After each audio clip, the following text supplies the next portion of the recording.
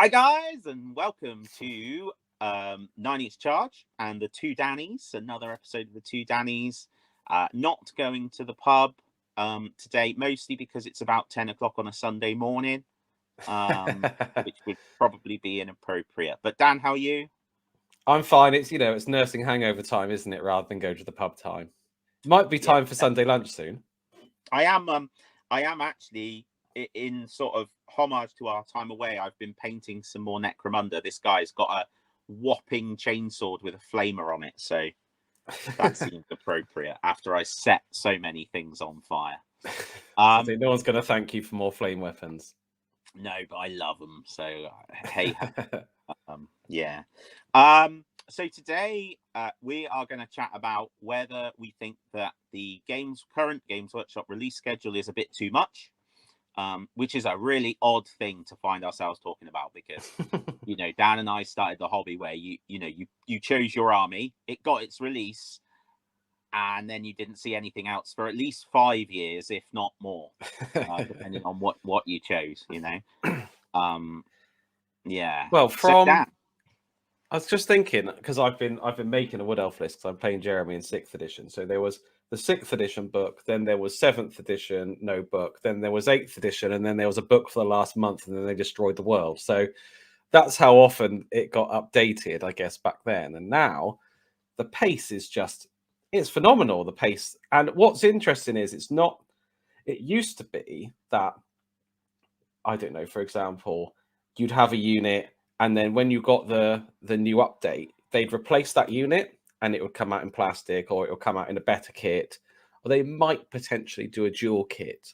But now it's like you can keep all the existing kits, and we'll introduce brand new kits on top of the existing lines that we sell.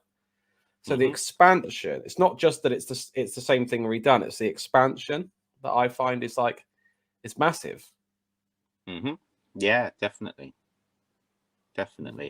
I think, yeah, it feels too much personally. I think as somebody that spreads their hobby across pretty much the whole offering from Games Workshop and beyond at times, it's really intense. And obviously that's a choice to do that. But I think the bit that's got me more than the rate of release is the rate of removal of products from the product line, because in order to make space for all this incoming stuff, clearly they can't just keep producing what they've had forever. But there are some key things, particularly around terrain is often heavily impacted, that come out and are gone again. And that's really difficult because you see them when they come out, they're really excited, but you can't buy everything. And then by the time you get to a place in your hobby where you can get it, it may well be gone. And I get the strategy, I get the business strategy behind doing that. It just is what it is. I think what you're seeing is it doesn't matter if you focus on a single game system, you will still get enough coming out to keep you engaged with that system. So I think, yeah, we've got a bit of a different perspective because I play Warhammer Age of Sigmar and I play Warhammer Fantasy Battles, and I might pick up the odd Underworld's Warband or something, a model that I like the look of, or a Warcry Warband or something like that, if it draws my attention. But those are very fringe for me. I might sit down and play Warcry with you guys at the club, if I'm so inclined to. But I really just have one game system, and I've noticed that it's much quicker now, but I don't feel like it's too much because I can just dip in and out when I want to, I suppose. I'm not obliged to keep up with the releases because I'm not going to go to every single tournament, and I'm not going to need to be top of the meta for everything that I play. And I feel like I get a lot of choice. The only one really was the General's Handbook. I did think I hadn't played a lot of games in the first 6 months before the second one came out. But then I think, like I said in that video when we discussed that, is that nothing's stopping me from playing the old one. I think what's interesting is that despite the rate of release, we both could argue that we play or are happy to play games that aren't even live anymore. So you're talking about Warhammer Fantasy Battle, which is slightly different because we know that it's on the horizon, but that game has nothing coming out for it. Despite all of the stuff Games Workshop are putting out there, everything that's out there, your focus is that. And even I could make a strong argument for the fact I could dive into Warmaster and be lost there forever. And it's not even a game that anything's coming out for. So I think that's quite interesting, really. It's just, despite this mass offering, ever increasing offering, there's still that we still find ourselves intrigued by and drawn towards things that aren't up there. They aren't brand new. They aren't constantly evolving. Yeah, I think this is just the hobbyist syndrome, though. Is like you could keep up with everything, but ultimately, as a hobbyist, you must never be in a position to be able to finish your hobby. So then you have to go and find something that doesn't even have a release that's got like 10 years worth of backlog to get into, because if you ever get to that point where you've got no grey plastic lying around or you've got every book, then something's gone wrong, hasn't it? Oh, definitely. So we had quite a lot of comments on this. We had a few people commenting when I put it to the community. So EP Jellian commented and said, the biggest issue I see are all the FOMO boxes they've been rapidly releasing, counting the box games, not just 40k and AOS. What's FOMO? Fear of missing out.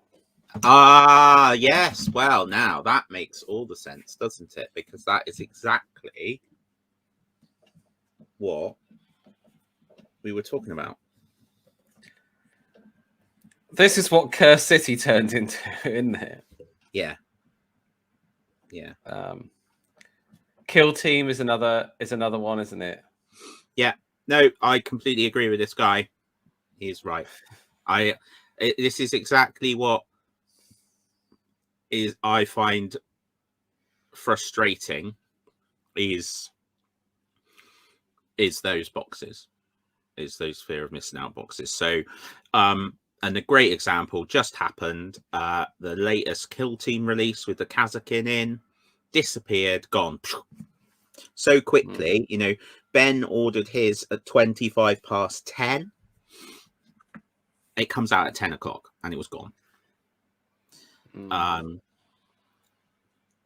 Really, it's very frustrating. I suspect I will have my... Go on. It's frustrating if there's models you can only get in that box. Yeah, and I guess it's a time thing, isn't it? So, though, inevitably, whatever's in that box comes out separately at some point. So it's just being patient, I guess.